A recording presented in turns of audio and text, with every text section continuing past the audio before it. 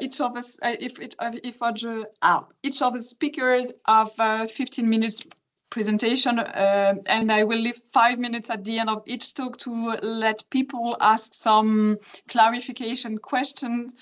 I think it's easier when we are online and not to interrupt during the presentation. So we'll have 4 presentations, and then we'll have some discussion that I will be moderated, and we could collect questions from the chat. So I have a colleague, Bibi, that I can thank now. She will be collecting the question in the chat.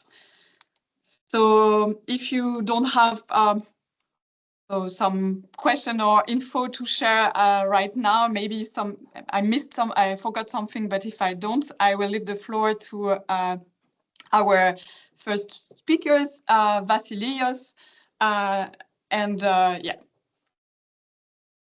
the floor is yours. Okay, thank you, Pauline, and I will try to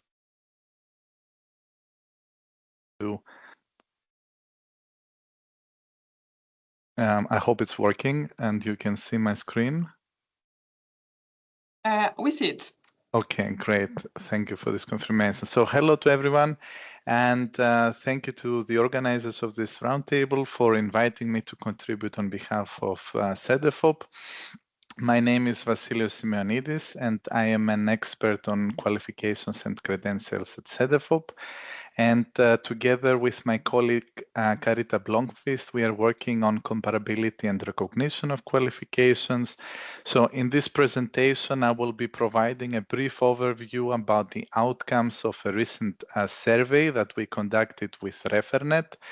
Refernet is a network funded by CEDEFOP to provide expert advice on national vet policy developments across different European countries. Who we are, what we do. So CEDEFOP is the European Center for the Development of Vocational Training. We are one of the first decentralized EU agencies specializing in vet skills and qualifications policy. Our agency was set up in Berlin back in 1975, and since 1995, the agency is based in Thessaloniki, Greece. CEDEFOP has been working on comparability of qualifications since a long time, and here you can see some indicative publications. CEDEFOP's work on this topic dates back to the work on learning outcomes. But this work has developed over time on projects related to validation of non-formal and informal learning and on comparing national qualification framework developments in Europe. Between 2015 and 2017, CEDEFOP carried out also a pilot study comparing 10 vocational education and training qualifications in 10 European countries. And one of our latest projects relates actually to the transparency and transferability of learning outcomes. This is the latest publication of ours that might be interesting for you also, where we look at the development of European policy of European transparency instruments and also their influence on national policies. We look at that in a long-term perspective over the past 20 years with several key findings, and one of them, as you see here, promoting commitment to transparent, comparable, and recognized qualifications. The project I'm going to talk about more today is our latest work on comparing and recognizing qualifications and learning outcomes that has been carried out between 2023 and 2024. The aim of this internal CEDEFOP project was to basically map the situation of recognition across Europe, so to understand how the comparison and recognition of vocational qualifications and learning outcomes work, understand how countries could be supported in this work, but also to establish an understanding of the different instruments and tools used to compare and recognize qualifications, and find ways how these instruments and tools could potentially be improved. The scope of the study was on vocational qualifications, vet qualifications, but still several countries talked more generally about their education systems and higher education. Data for this study were collected through a survey with open-ended question that was circulated around our refernet partners. And as you can see here, most member states plus Norway responded to the survey. Results were textually and thematically analyzed per country, while additional material provided by countries and existing knowledge within CEDEFOP supported the analysis.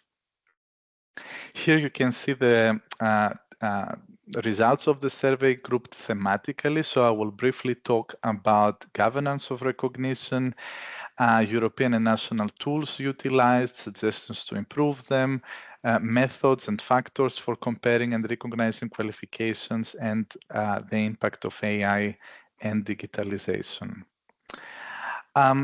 So when we talk about governance of recognition practices, we know that different government bodies can be responsible for recognition. In some countries, like Finland, this is under the Ministry of Education. In other countries, this can be under the Ministry of Labor, which is also responsible for VET. Countries differentiate based on the purpose of the comparison between regulated and non-regulated professions and further study purposes. We have national legislation, instructions, and strategies serving as essential guidance of this process. And here, countries talk to us both about recognizing foreign qualifications, but also about qualifications and skills recognized within the country. So within the national context, comparison of qualifications and skills can be used for different purposes. For example, validation of prior learning to earn qualifications, or recognizing qualifications from discontinued national institutions. This is the case in Greece, for example. Across countries, there are different competent authorities, information sources, and advisory bodies. And in order to streamline here processes, several countries talk to us about fostering a more cohesive approach, perhaps via improved information services, shared data, and cooperation, and in some cases, even reducing the number of those bodies. Across countries, we also see that in terms of recognition, there is collaboration with industry and labor market actors. For example, we have labor market representatives sitting in committees that give assessments. And this is the case, for example, in Norway. So which tools are used mostly by countries when it comes to comparing recognizing qualifications? We have the Professional Qualifications Directive, National Qualifications Framework, and the European Qualification Framework. All countries use the professional qualifications directly for regulated professions. And when it comes to non-regulated or further studies purposes, we have NQFs, which are very often employed for comparison purposes. But here, it's mainly perhaps the level that is used, and we see that the use of national descriptors for comparison seems to be less common when it comes to this comparison process. However, interestingly, we notice also the importance of qualification-specific learning outcomes, which are mentioned in several responses. The AQF is also mentioned as a tool to define the level of foreign qualification, and referencing of the NQFs to the AQF is frequently mentioned as a requirement. Most countries highlight those two tools, AQF and NQF, as the primary tools for supporting comparison, but their uses may not always be very clearly articulated. We have some additional tools used by country at different levels.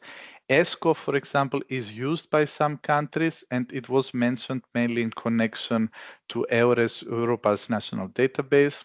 However, there are divided views here on its potential. Some see it as a promising comparison tool with conditions. Others see it as rather detailed and not so much fitting or aligned with their national systems. Europass is considered by all countries as useful digital tool for obtaining information qualifications, with a diploma supplement and the certificate supplement as particularly useful tools for enabling recognition. We also have the Lisbon Recognition Convention, which is ratified by all countries, but it is used mainly in connection with higher education. However, some countries do apply its principles to VET in case VET qualification gives access to higher education in the country of origin. Then some countries referred also to recommendation on automatic recognition, again in connection with higher education, and fewer countries mention the European learning model, which countries have only recently started to utilize, but they report on its potential for comparing qualifications. So how can these tools be improved according to our survey? We see here that a key aspect that is considered as enabling also mutual trust and information sharing is digitalization. So a main idea here would, for example, be a single point of information or database of qualifications, learning outcomes, labor skills, and shortages in the labor market. Some talked about integrating ESCO, EQF, and Europass in a way. Digitalization could also help with translation issues. It could provide access to interoperable national database and help to implement short qualification descriptors and digital credentials. About Europass, the idea was here to progress with digitalization, further standardization of the document format and content, to have EQF equivalency levels automatically suggested, to perhaps issue the certificate supplement in a widely spoken language, and development of ECL diploma and certificate supplements. And for the PQD, the Professional Qualifications Directive, our partner suggested making the regulated professions database more user-friendly, extend it to third countries, and perhaps extend the use of these common training frameworks. We had 3 additional more general recommendations, which is to basically increase awareness of these EU tools, further promote networking, and perhaps including VET into the tasks of several authorities, like the NARICs, and the idea of perhaps creating a common framework or some EU guidelines for recognition. How do countries compare? So which are the methods and factors? We see from our survey that the most common approach here for qualifications recognition is a case-by-case analysis. Automatic recognition appears to be rare. There has to be certain conditions for that to happen. So country must have referenced its NQF to the EQF, or there might have been similar past applications. Exception to this are, of course, what is related to the PQD, or if there are bi or multilateral government agreements. In most cases, the national qualifications serve also as the benchmark for comparison, with some countries comparing to specific professions as a starting point. However, there are also additional factors and requirements that may be requested, such as language skills or an applicant's knowledge of local regulations. And this recognition practice can have the support of, for example, expert commissions, panels, or other similar bodies. The factors that are considered important when comparing, you can see here we grouped them thematically as context-related, institution-related, quality or qualification-related. It's clear that context plays a role, so the legal basis or how the qualification system as a whole works in a country. Then, of course, the status of the institution in the country of origin is important. And quality reasons are mutual trust, external evaluation, authenticity of the documents, while for the qualification itself, countries often check the status, title, place of the qualification, the NQF, EQF level, duration, credits, subjects, practical training, and learning outcomes. I will not talk so much in detail about the concept of substantial difference, but generally it has been considered as a rather well-known concept. Some countries use the definition in the UNESCO Global Recognition Convention, but we have little information on what actually constitutes substantial difference in practice. There have been some limits referred to us, mainly in terms of content, duration, and the existence of equivalency exams. And the outcome of comparison usually will be positive, negative, or conditional. We notice a big variation in the title of the final document. The contents of the document might also vary with regard to the level of comparability. Also, it might be there's more detailed analysis of learning outcomes, rights given, description of the qualification, etc. And in some cases, there is supplementary documentation, but generally countries foster an approach for more clarity and uniformity at different levels, national, regional, European levels of this document. And finally, briefly, the impact of AI. It was seen more as a potential rather than a real support at this stage, since not many countries actually implement it for recognition. But there have been some preconditions here mentioned, which we think are quite interesting. For example, the accessibility or completeness of national registers. The qualification should be described in enough detail, more certainty of usability, and more advanced digitalization of data. To conclude,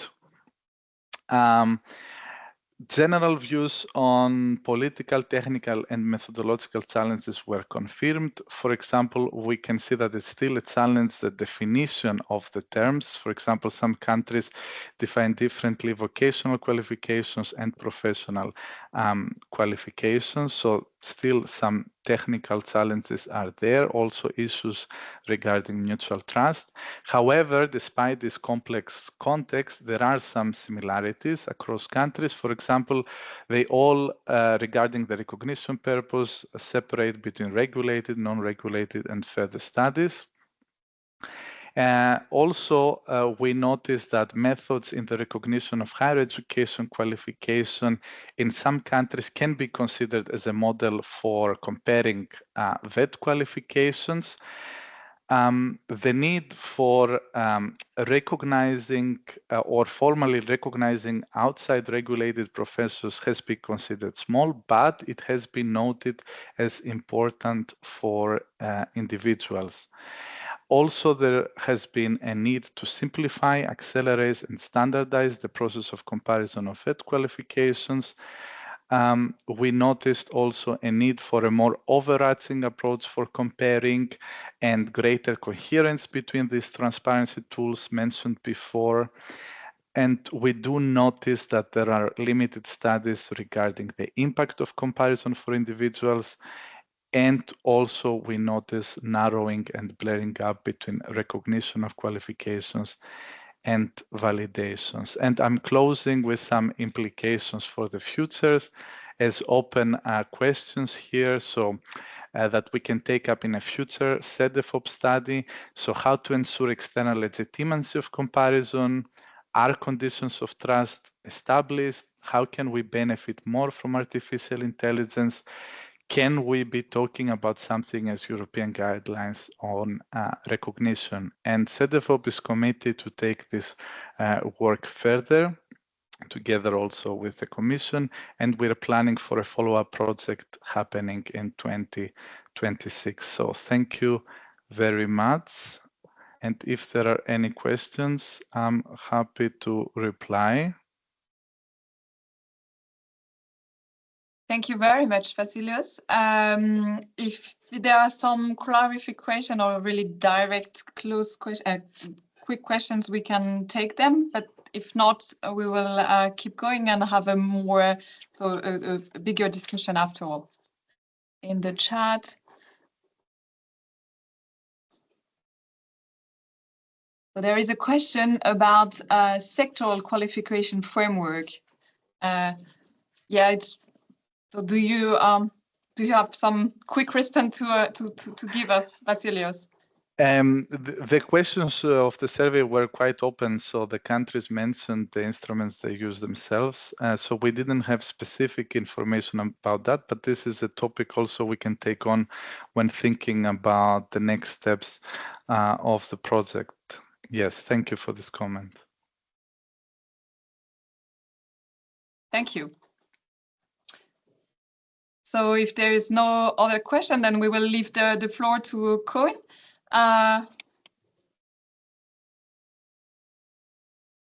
There is an additional one about the role of national agency for validating foreign qualifications. Was there a specific question in the survey regarding that, Vasilios? Again, this wasn't particularly mentioned, the role of professional awarding bodies.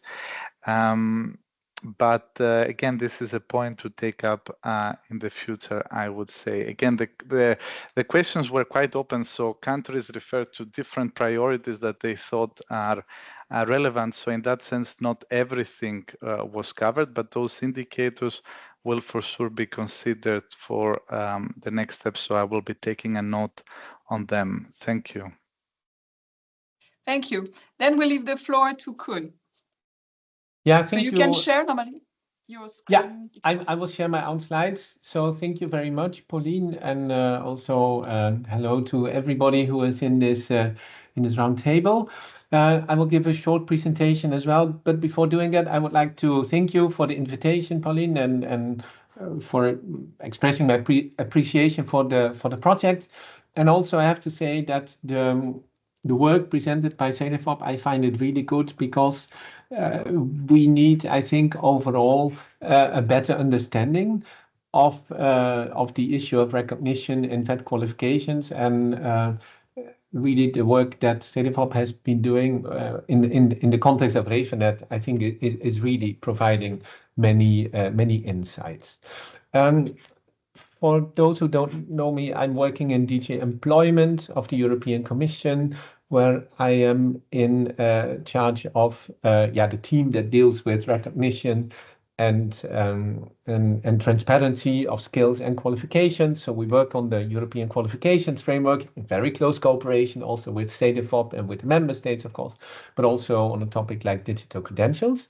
I've prepared a short presentation today, and I will share now my slides that I prepared, and I hope you can see them already. We see your screen. We just need maybe the panorama vision. And I will do indeed the full vision. I hope that works. Yes, that should work now. Yeah, perfect. Okay. Very good. So short presentation also, and happy to reply, of course, to questions afterwards. I saw that there was already a question that just popped up in the chat. So what I find important in this context also is to look a bit at the broader EU policy context that we have around, let's say, around skills, around qualifications, and in which I put here in the middle the topic of the presentation of today, which is digital credentials and what they can indeed also do in order to improve recognition and also the European learning model. But we are, of course, part of a broader policy context environment with the European Pillar of Social Rights, I would say, on top, that gives the right, in its first principle, talks about the right to lifelong learning. And then we have broader policy framework context like the European Education Area, the European Skills Agenda, and also the Digital Education Action Plan. And then when we go to more concrete tools, we do have, of course, the European Qualifications Framework closely connected with the national frameworks, the national qualifications frameworks. We do have ESCO, the European Skills, Competences, Occupations Classification, as quite important common language on skills. And that serves actually as a bridge between the world of work and the world of education and training. Also quite important, I would say in this context, are more recent council recommendations. And I think one will still be subject of a presentation somehow, namely on micro-credentials, but there is also work ongoing on individual learning accounts, so empowering the learner. Then we have the European degree, of course.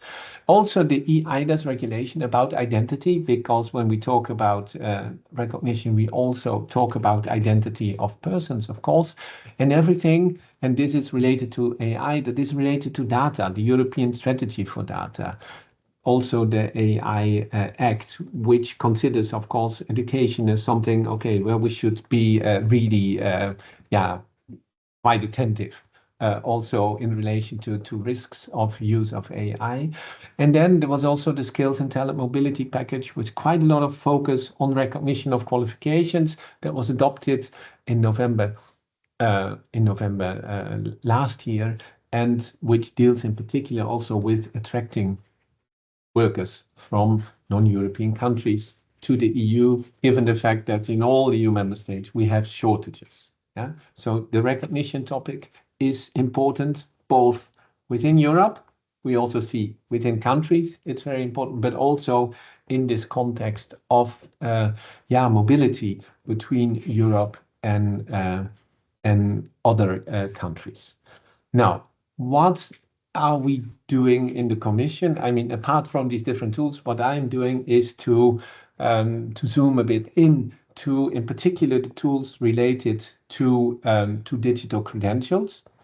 And in that context, as part of the broader, I would say, as part of the adoption of the new Europass decision in 2018, and that has resulted into implementation of a new Europass platform.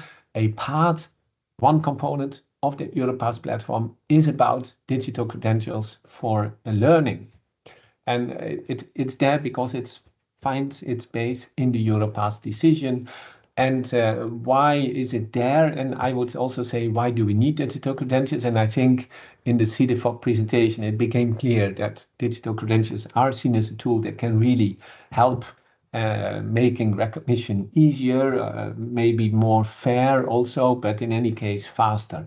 We are, of course, and I mean, this is not new, and we hear this since 20 years, but it's really true. We are in a digitalizing world, and the revolution now is, of course, that of AI. So that means also that in this digitalizing world, we see many initiatives towards digitalization of certificates, of diplomas. And this is an important development because digital credentials are more agile, they are more easily shareable than paper versions. And what we want to do at European Commission level is, of course, that, okay, in the context of a broader digital strategy, that we foster a connected and a tech-forward European society in the end. And digitalization of credentials, of qualifications, is part of it. And a second aspect in this context that is, of course, very important is that if you go to digital credentials, you need to have secure digital credentials that are tamper evident and that make clear if there are manipulations, that ensure also authenticity and that ensure the integrity of a digital credential. And if you have a system in place, and what we are doing, and I will show the infrastructure, is we have an infrastructure that is based on an international standard, namely that of verifiable credentials.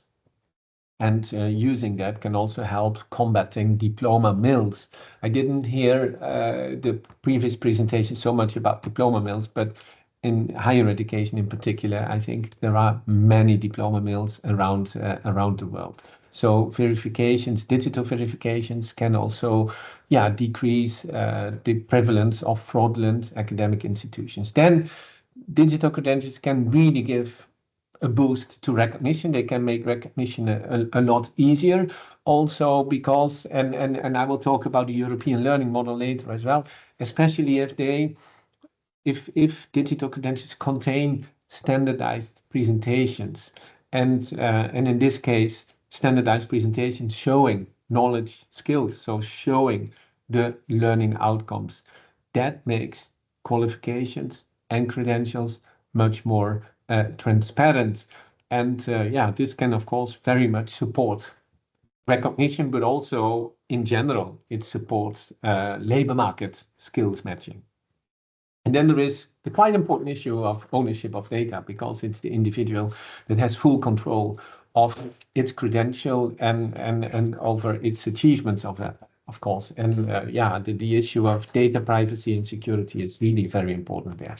So when we talk about digital credentials, we talk about digital transition, and that means moving from paper to digital. That means more security and trust. That means the possibility to share credentials online, but fully empowered by the learner who decides when and where to share the credentials and with whom and for what periods. And also, digital credentials go together with digital wallets. That is what we see.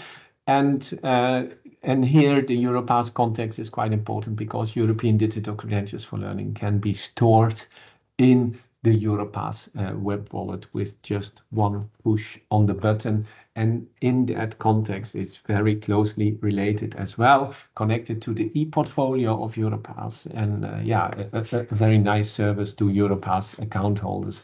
And altogether, digital credentials lead to cost and time savings. There is an initial investment, but then when you go to more massive application, of course, you save a lot of time.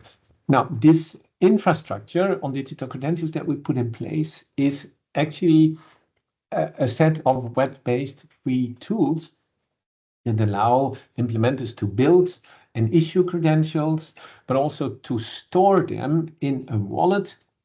For the moment in the Europass wallet. In the longer term, the idea is to link up with the EU digital identity wallet. This is a process that is ongoing. And I already talked about sharing credentials. Also there is software for that, and that software at the same time also allows for the verification of credentials. So for building and issuing, we have built an online credential builder. And I have to say that this infrastructure is available directly on the Europass platform, but also it is available through an open source. And with the open source, it can be used locally and, for example, connected with the student management system. And this allows for own custom-built implementation. And this is very relevant, I think, also in the context of the diploma supplement. So we have been working on a credential type diploma supplement. It's not yet usable, but it will be there. So that's implementing the digitalization of the diploma supplement that was agreed a couple of years ago in the field of the Bologna process.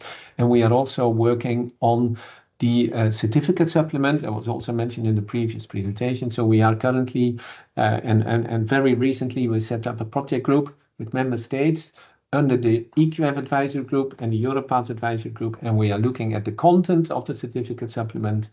And we are also looking at its possible digitalization. And of course, all of this in the context of its future, to more easily support recognition. And now I'm coming to my last slide, which is about the European learning model, because when we talk about interoperability, we of course talk about the need to have also a common language. And the European learning model is a common language around data related to learning. Data that you find, for example, in qualifications databases, data that you find in other places.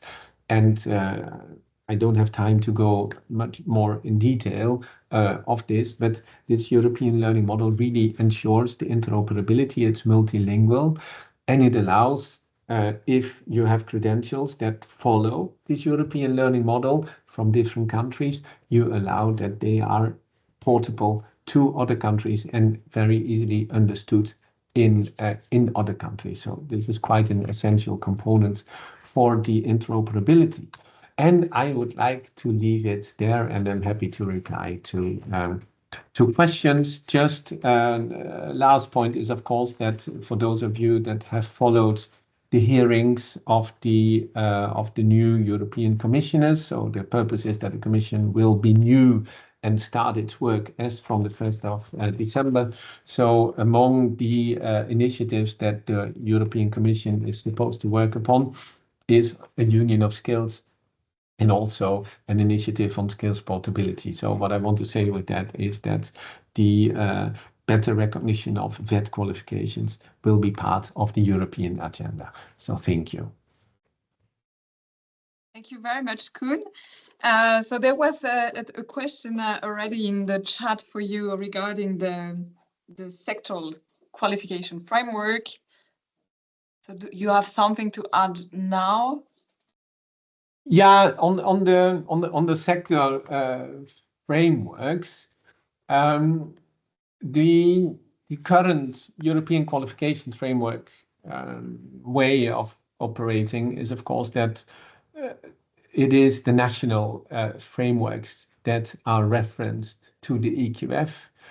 And of course, the EQF as such is also, I mean, as a reference framework is open to sectoral frameworks, but they can only get EQF levels if they are also related to one or more national frameworks. That is my reply to that question, if we think in EQF terms.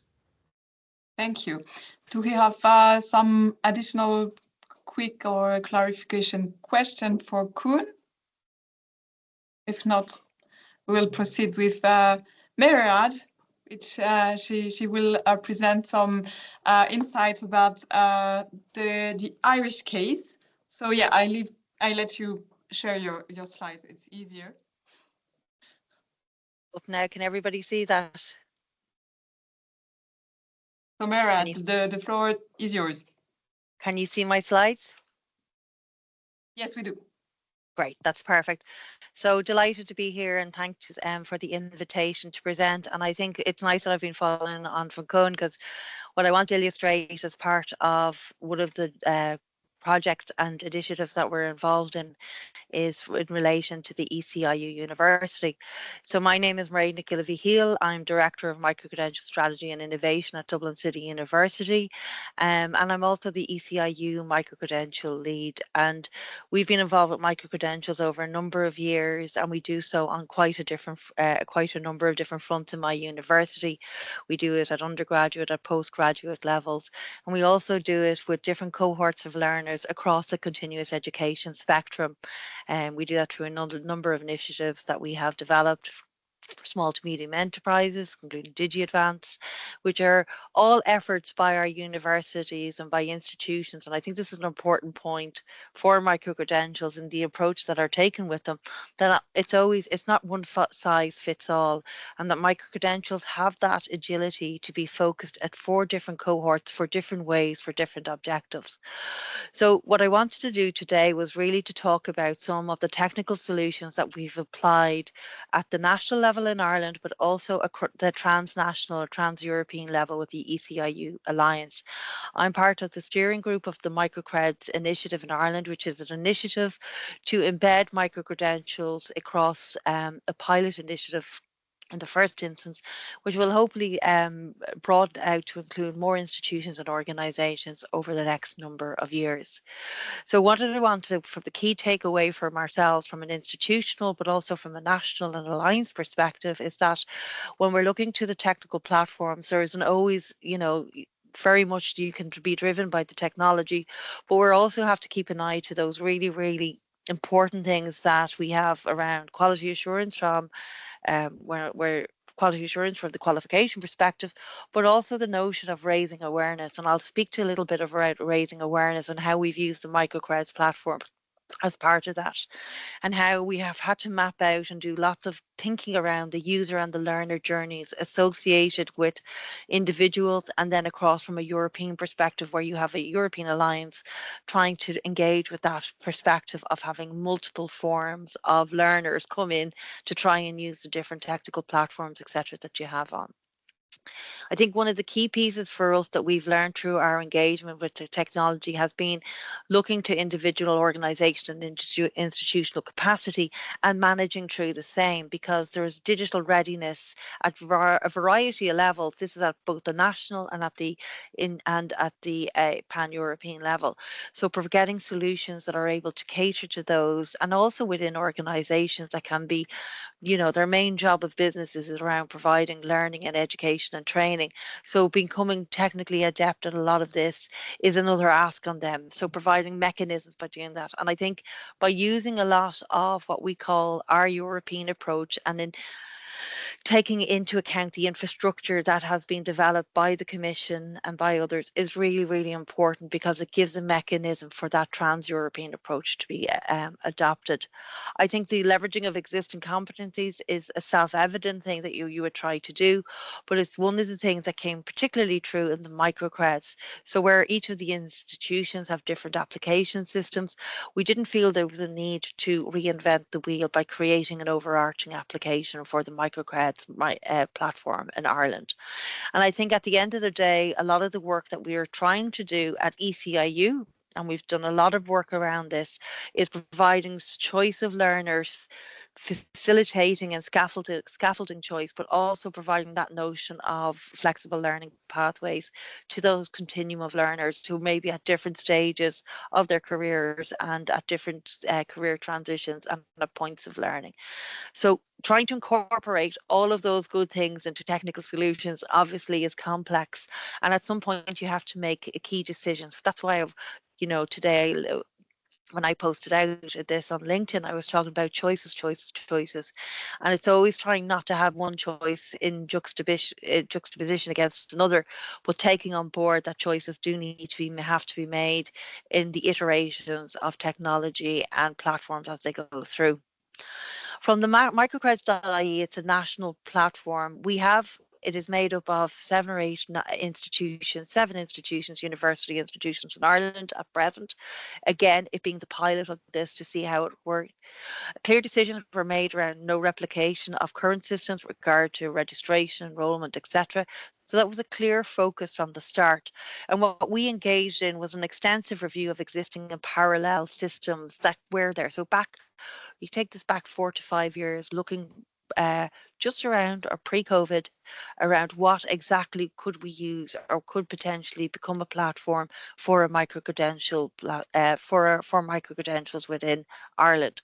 So this is one element, and we knew that we wanted to have particular foci within that platform: focus for learners, a focus for employers, an institutional focus, and then hopefully we'll build onto this into the future to support learners and to support employers, etc., as they go to try and navigate through learning pathways.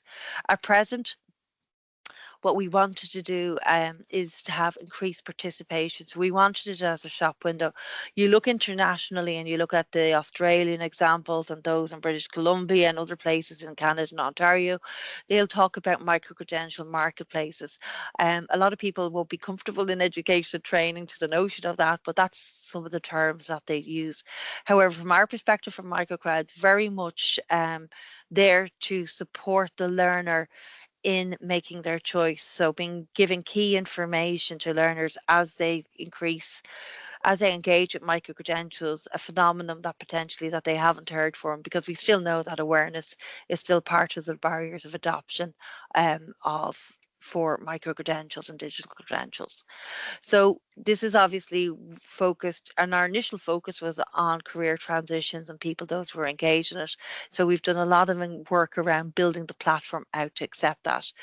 We create a feature for micro-credentials can be up, and you can see here, they're listed on the platform.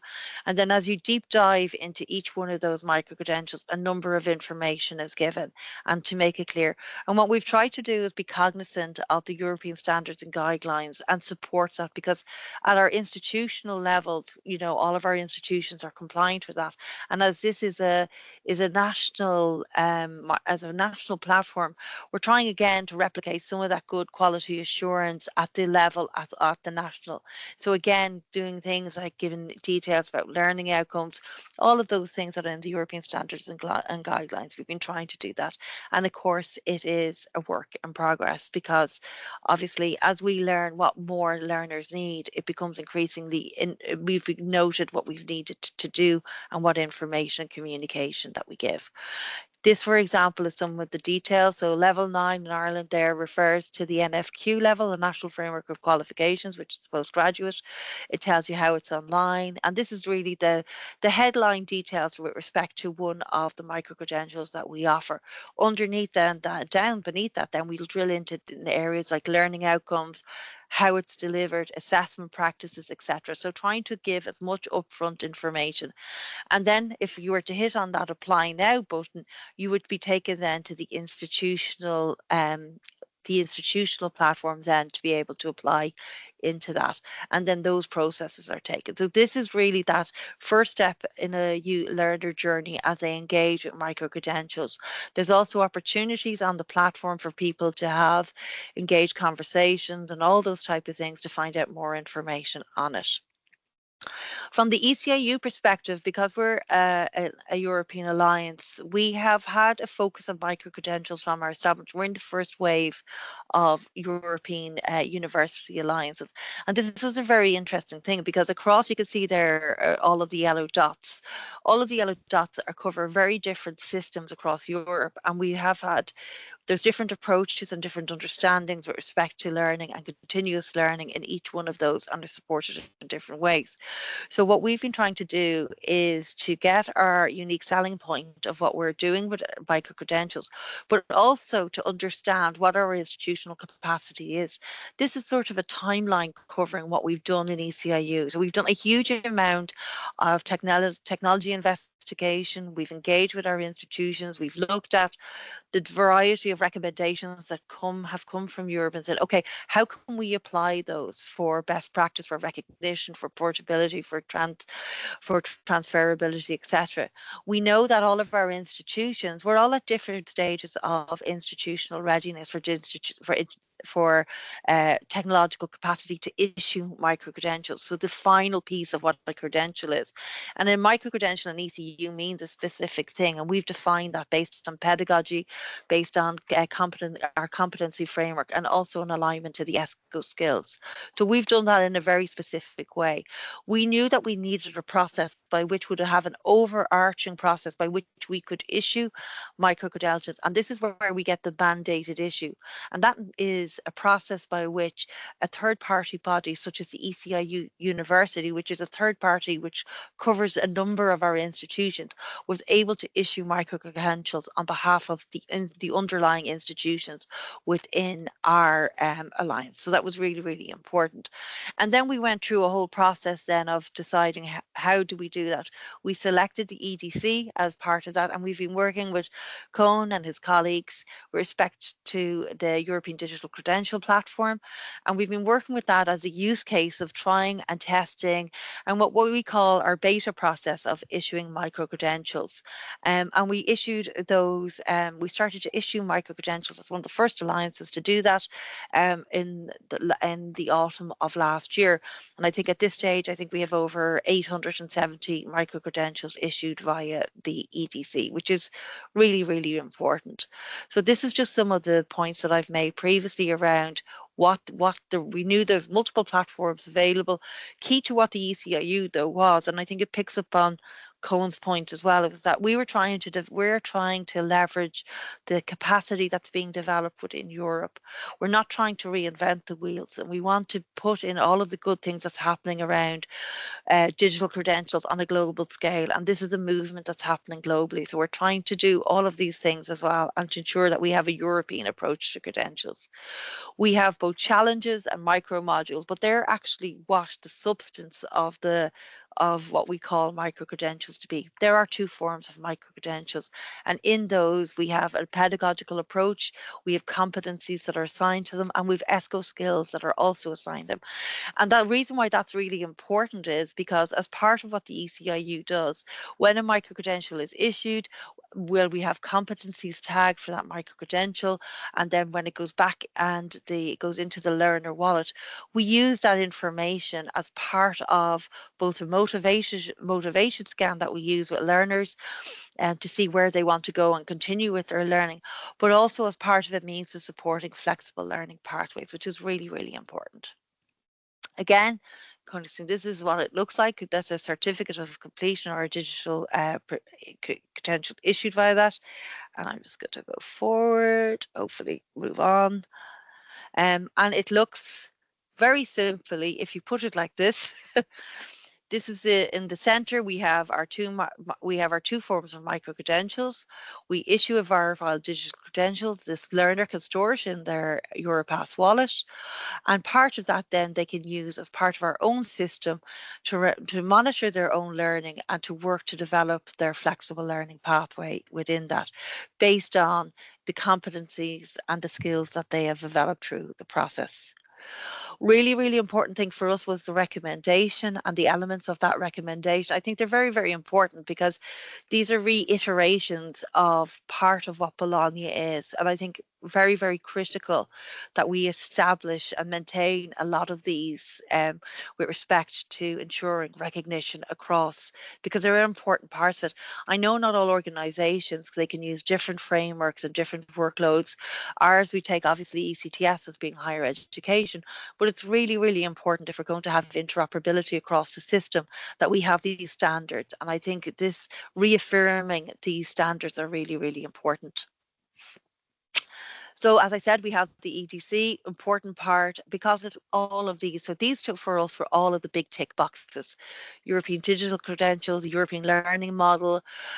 We look to the different qualified ESEAL, which is part of the process that we use by which we stamp essentially any credential that is issued by the ECU Alliance.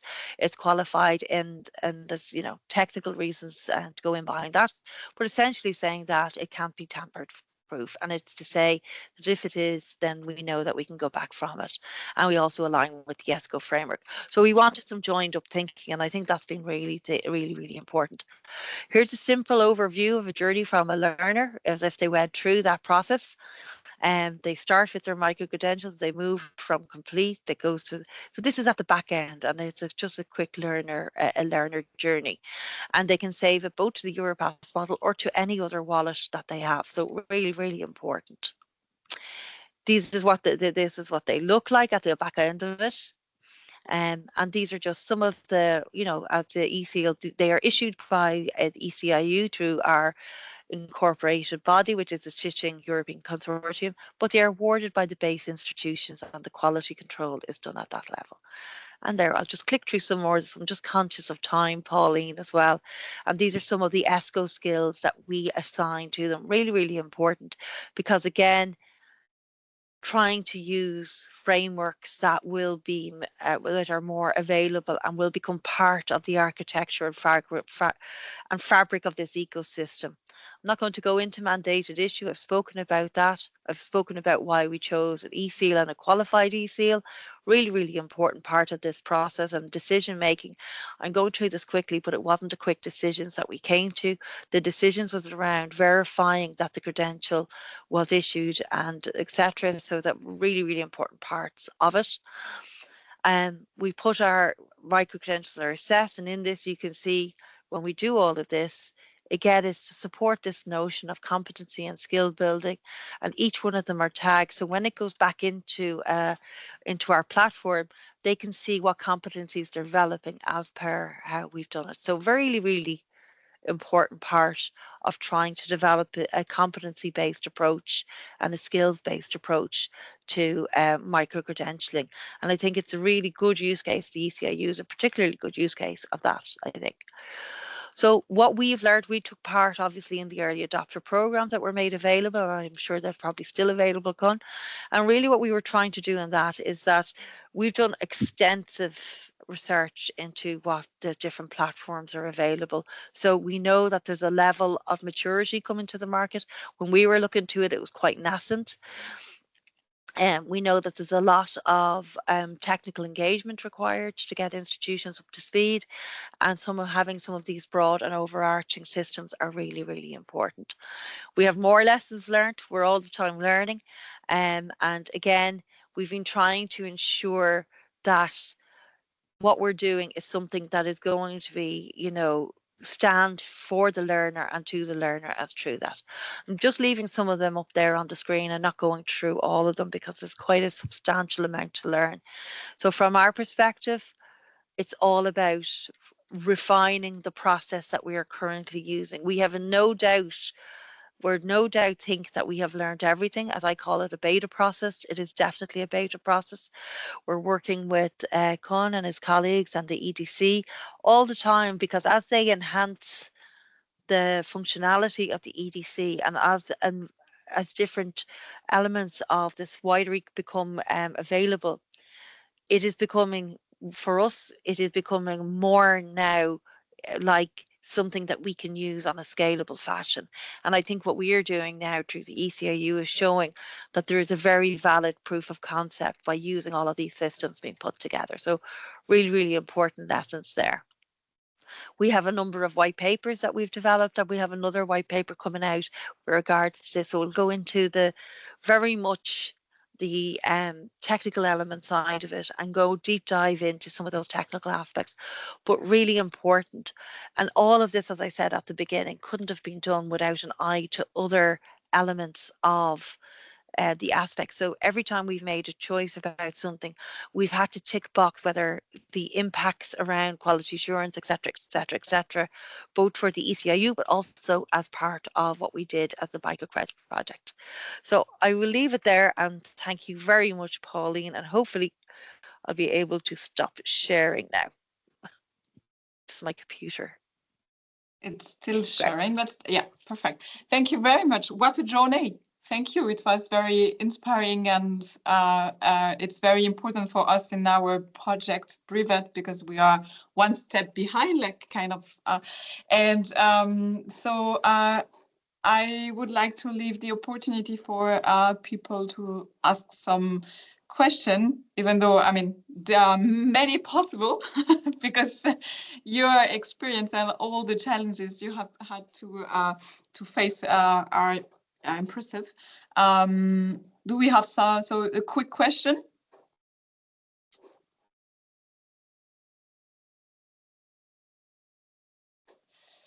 So if we don't, I will share my screen again and have our colleagues Josef and Katarina who would present a demo of our Brevet. So let me share my screen again.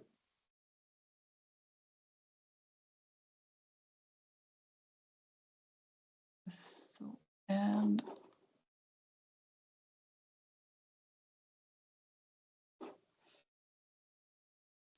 no, this is not. Perhaps, Pauline, do you want me to share it?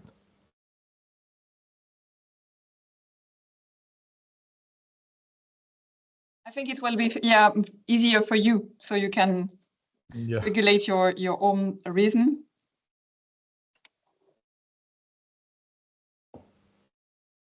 Can you see? Yeah, thank you, Josef.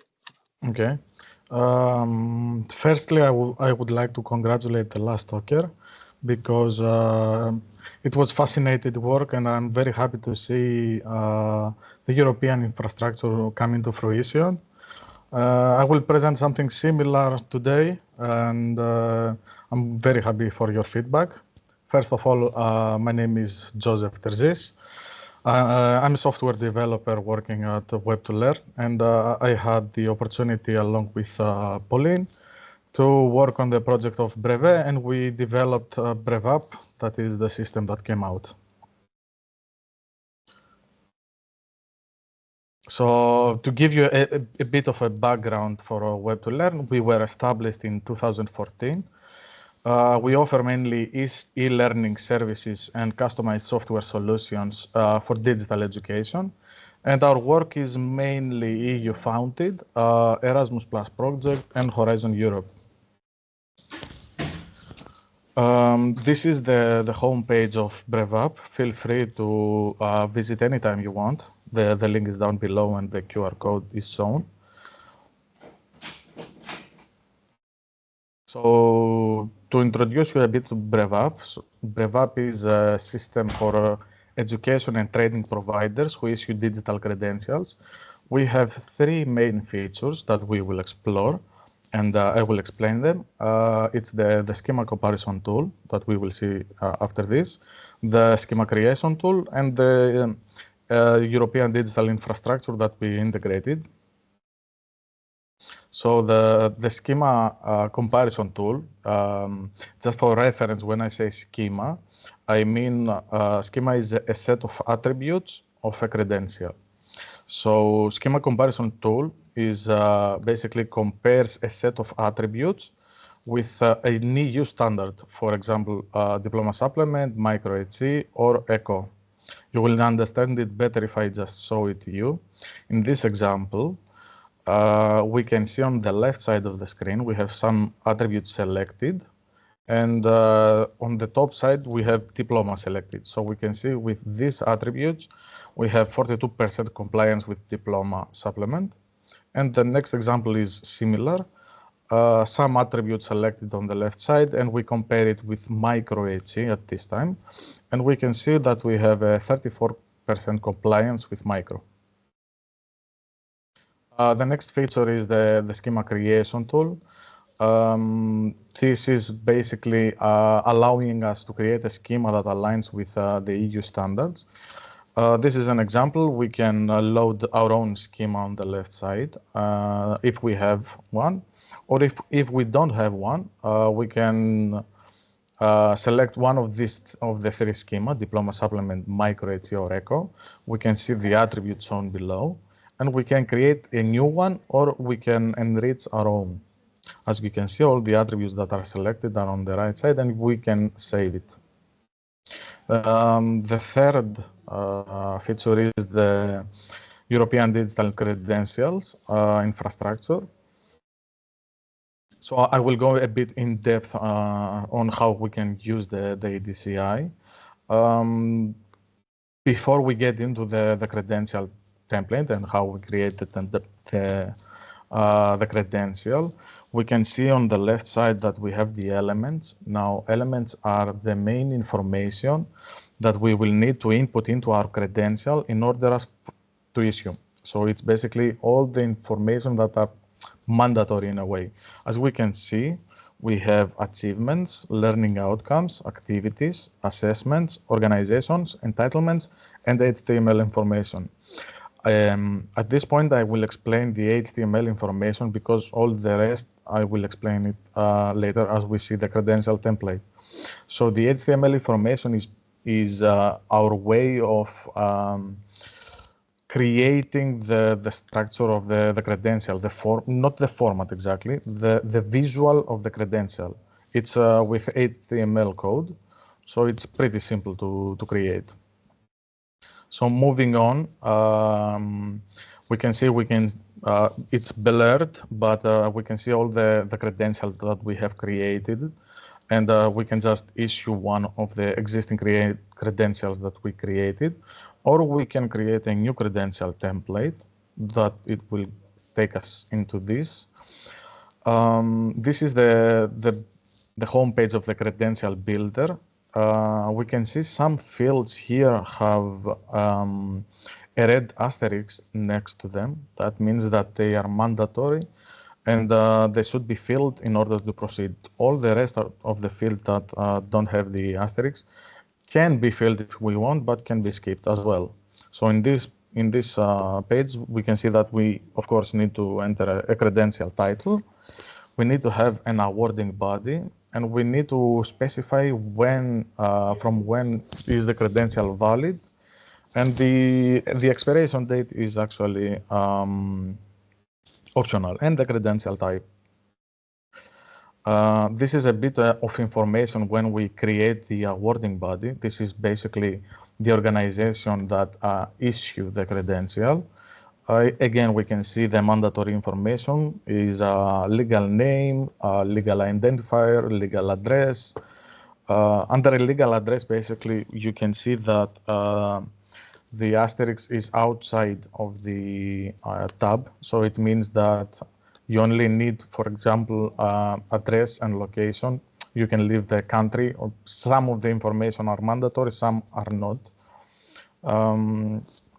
Moving on, we have the claims for issuing the credential. Now, claims are the essence of the credential. They are the most important part because in claims, we explain the reason we create the credential.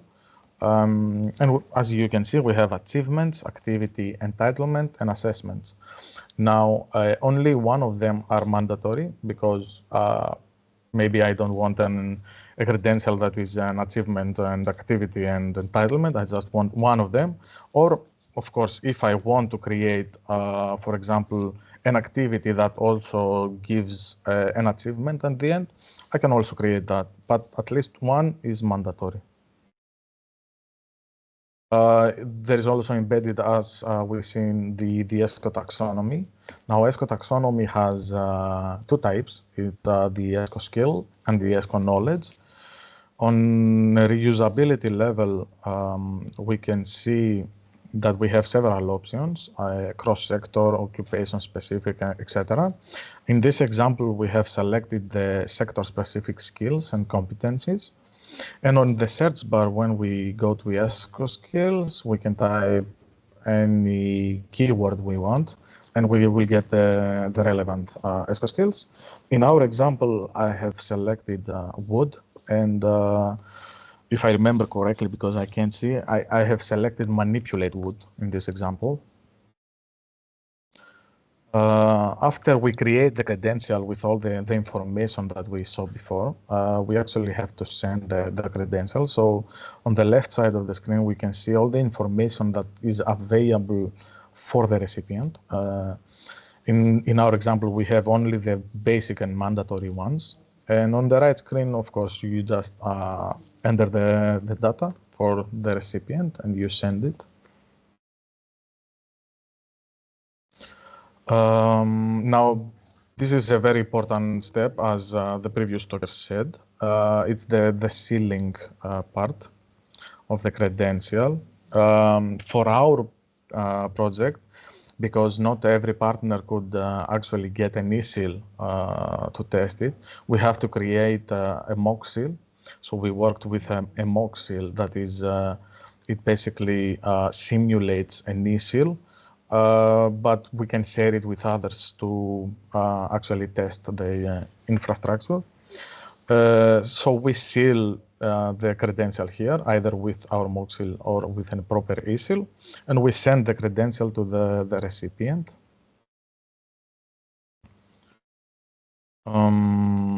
As we can see, the recipient will receive the JSON of the credential. It's the credential in JSON format, basically, and he needs to save it because this is it contains all the information of the credential. And you can view the JSON in at least two places. For example, you can view it in the Brevat viewer. You can upload the credential there, the JSON. And for example, we can see here under JOSA organization, for example, we have the manipulate wood ESCO skill awarded that we selected earlier. Except from the viewer, you can actually upload it also to the Europass platform under the certificates and diploma section. and you can also store it there. So some future developments that we intend to have is we plan to integrate a proper eSeal because, as I mentioned, we now use the mock seal. So we have purchased an eSeal, and we are at the moment working on implementing it. We also plan to expand on our authentication system. We want to make a more centralized and more secure authentication system to secure the credential for the issuers. And we also are working on finding ways to find some connection with open badges, some interoperability there. And also we're looking at vet systems, trying to find some interoperability also there. This was it from me. I hope we made it pretty clear on how to create a credential and the whole process of it. If you have any question or any feedback at all, I would be more than happy to hear it. Thank you very much, Joseph. Do we have a short question for Joseph before? So we still have some remaining time for a larger discussion. But if there is a quick question about Web to Learn about BREVAP, so please.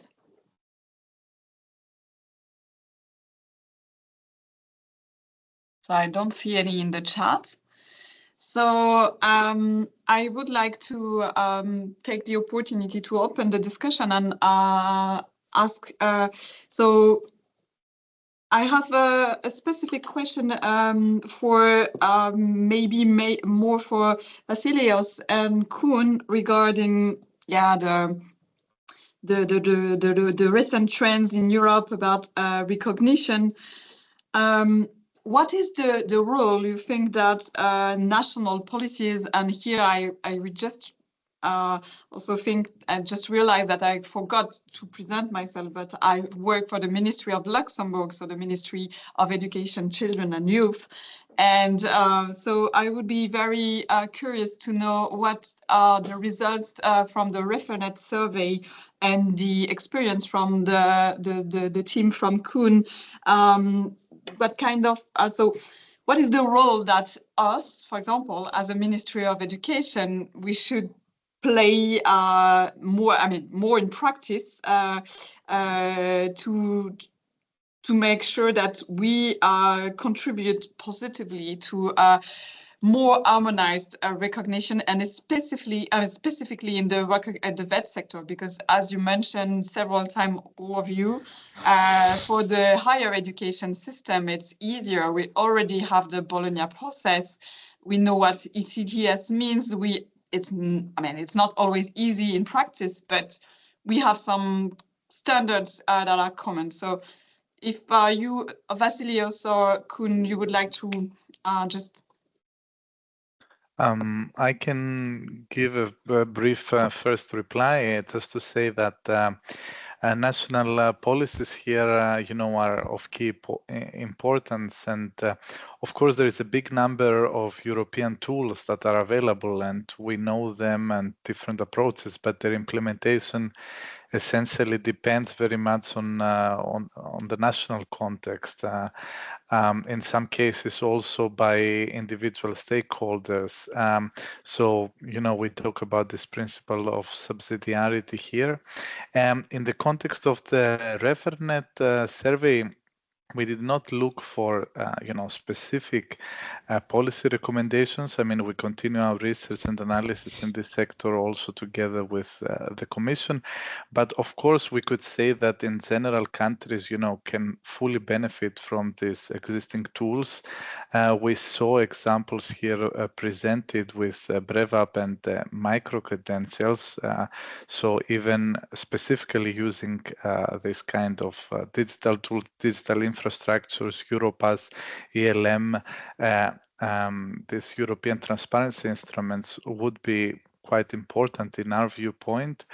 But of course, these policies and these instruments cannot really help if there is no trust, if there is no mutual trust. So we emphasize also in our survey, the results emphasize the need for supporting mutual trust. And this, of course, implies that information is available. And we see that digitalization and all these instruments can actually help to have this information available.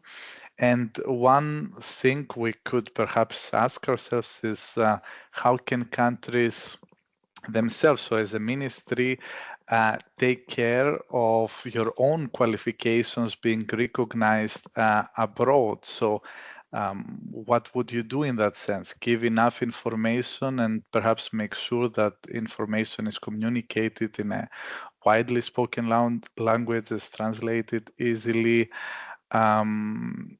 So this would be some, we know if Carita was here would say that in Finland, they have a quite flexible approach in terms of recognizing qualifications. Since the 90s, they basically recognize qualifications automatically that are recognized in the country of origin for study purposes, but this is not necessarily done across all countries. So this could be some initial ideas, and perhaps Koen can further elaborate on that. Yeah, thank you, Vasilis. Of course, the approach from the European level so far has been really to focus on transparency, because if you look at what exists at the European level, we do have the directive related to recognition of professional qualifications, but this only addresses qualifications that are required in order to access regulated professions. In the case of non-regulated professions, this does not apply. The approach of the EU tools that come more from the education, training, skills fields are really focusing on transparency, on making everything more transparent, qualifications more transparent through learning outcomes, links also to skills through ESCO. National qualification frameworks, of course, are also based on learning outcomes. So this has been the approach. And I think overall there is an implementation at the national level, and all member states, and hopefully Spain will follow, have now reference to the EQF.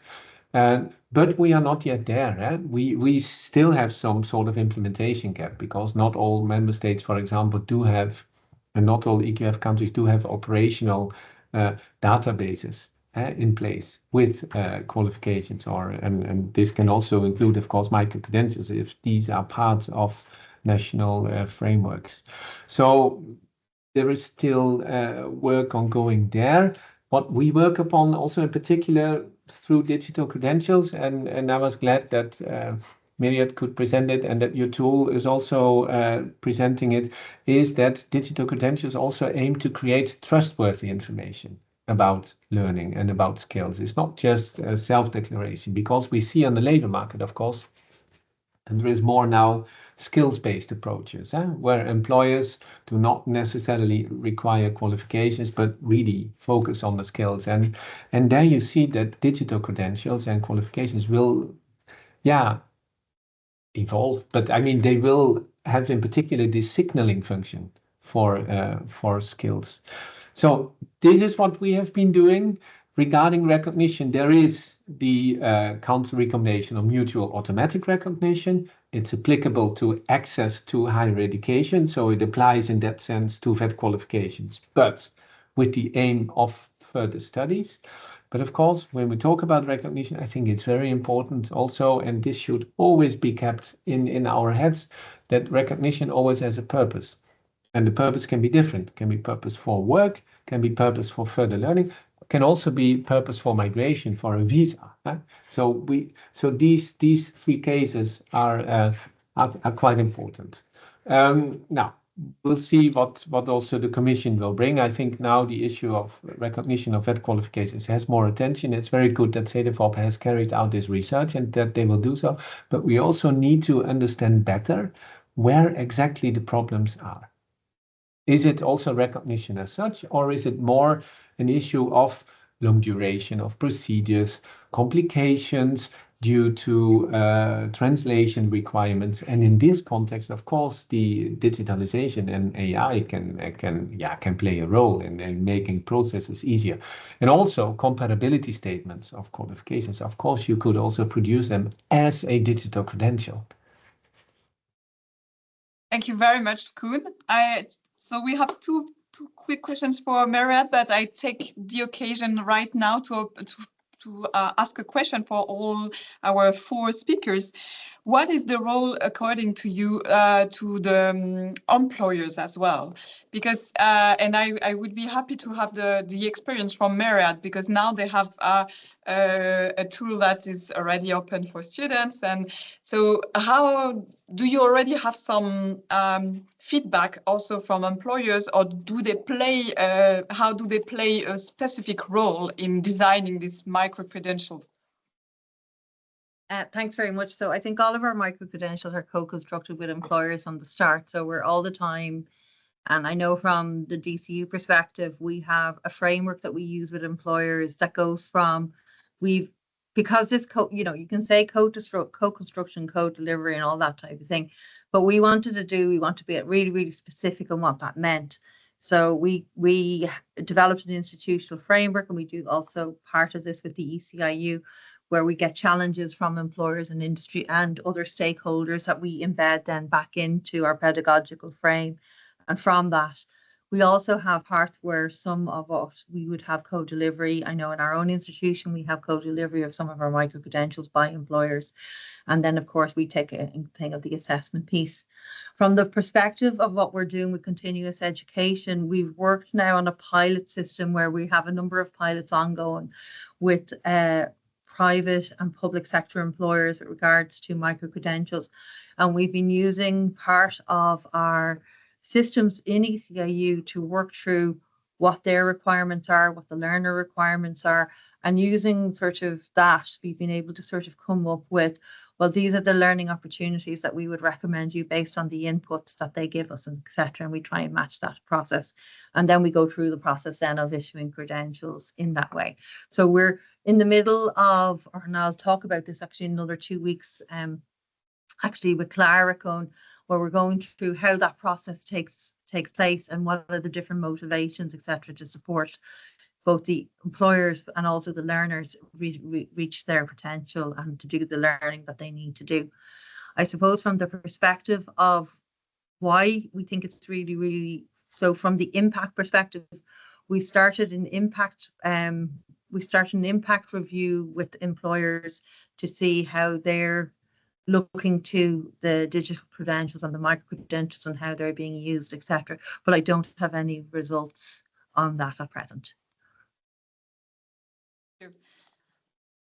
Do you, Vasilios, have some feedback from your survey regarding the specific role of employers?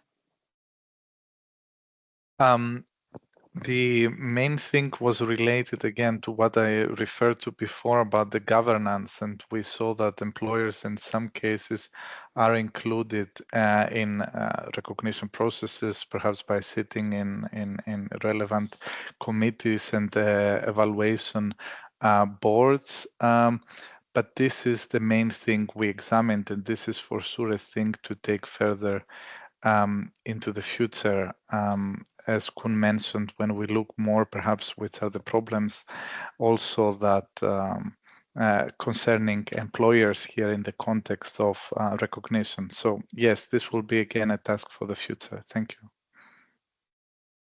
Thank you. I would like, if Koen, you would like to react, you can go further, but we are already reaching the time. So if you don't, and no problem. And there are also 2 quick questions for Myriad. So I let Koen first, and if you have to leave, just please leave.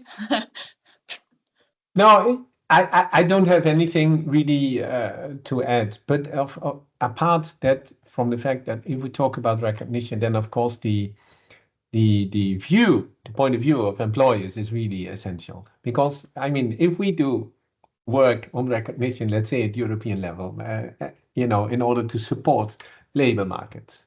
Then we need to be sure that what we do is also the right approach to support labor markets. And it's basic and a very important role there is, of course, for employers who should tell us, okay, how do they see this? So this is quite crucial to have employers' views. My understanding is that employers would, in most cases, when we are in a non-regulated domain, look more at skills and also at qualifications, but would not necessarily prefer to go to very formalized, recognition procedures. Okay, thank you. So there are two questions for Myriad. First, there is the question about how in your system are micro-credentials takeable and would make a full certification at the end. Okay, so I think from one of the things that we want to do from microcreds is that we potentially will be looking to implement stacking now, go to the next level and supporting a stacking approach. We have obviously institutional stacking that's available. I think that's the easiest form that most institutions are able to support. And I know within ECIU, we have a recognition accord which supports the recognition, etc. of ECTS. So I think from our perspective, stacking is the next step from being able to look to that. Whether that's wanted or not is another thing. I think that's the other question that always needs to be asked around stacking. I think there's a notion that all certification leads to stacking or all stacking leads to certification is not necessarily always what learners want. And we know that particularly from continuous education learners, sometimes they're very specific, and we've done a lot of work with things. They say, well, I just need to do this piece of learning for this reason. I don't necessarily need an award for it, but I definitely can, and through their micro-credentials suffices in that respect, from that perspective. So I think we have to interrogate stacking a little bit more than what people always think it's, than just simply to certification, which is not simple in itself. And the other piece I know, with respect to the second question, I was thinking, look, an expiration date. So the expiration date, I think, is related specifically to the quality assurance that we put on the individual micro-credentials. So if you have something in computing and, okay, let's take the god-awful one of AI, because everybody wants to talk about AI. If you're getting a micro-credential in generative AI this year, if you were to use that with respect to looking for recognition in further for entry or access, for RPL or whatever, I think there would be we have time limits around that, but they are very much both at the disciplinary level and also at the institutional level. I know every one of our institutions applies a currency marker because for that very much reason. Whereas I think if you were learning about some of the sonnets of Shakespeare, you might be okay, that might endure a little bit longer than if you were doing something in the technological or the STEM domain. So I think it really, really is dependent, and we've made it dependent on the discipline and on the skills and competences that are being developed. So that's how we've approached that. Thank you very much. We are we are a bit late even, but thank you very much for all this presentation and all these insights. So this was a recorded session, so we will share with you also the link to upload it, and also share the presentation. It was asked in the chat. So really a warm thank you. We will give you also some news about our project, because it ends pretty soon now in next March. So I would like to thank you, because all your insights will help to finalize our project. So I wish you a lovely afternoon, a lovely weekend as well. And thank you for also to all the attendants here. And goodbye. Thank you. Goodbye. Thank you. Goodbye.